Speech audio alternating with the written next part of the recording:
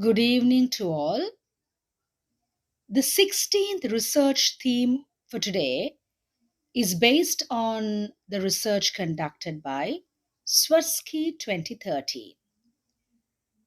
As the illustration shows, in the skeletal system, we know that there is the bone, right? One component. The bone consists of the bone marrow.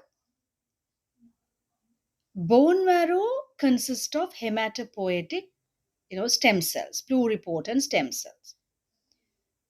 So when they produce the respective the spleen, at the same time we know bone produces the monocytes. Now, and we also know that spleen is the symmetric ground of monocytes or the macrophages, right? So when these monocytes enter the circulation with the help of various amino acids or various molecules, they can develop into macrophage, the phagocytic cell. This phagocytic cell macrophage can engulf the oxidized LDL and thereby form the foam cell, right?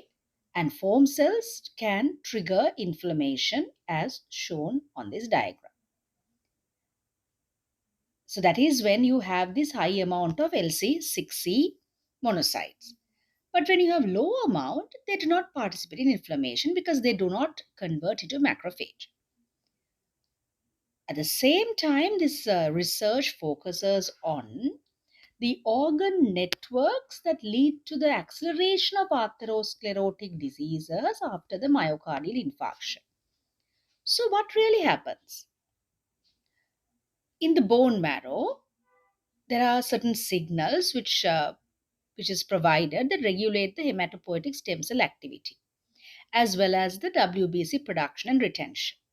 So after MI, what happens? The sympathetic nervous system is activated, releasing norepinephrine in the bone marrow, which binds to certain adrenoreceptors on these knit cells. Because of this binding, there is a withdrawal of the soluble factor CXCL12, which results in increased HSC activity, and these go and migrate to extramedullary sites.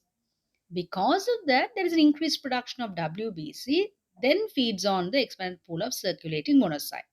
And this is recruited to atherosclerosis plaque, accelerating plaque growth and inflammation.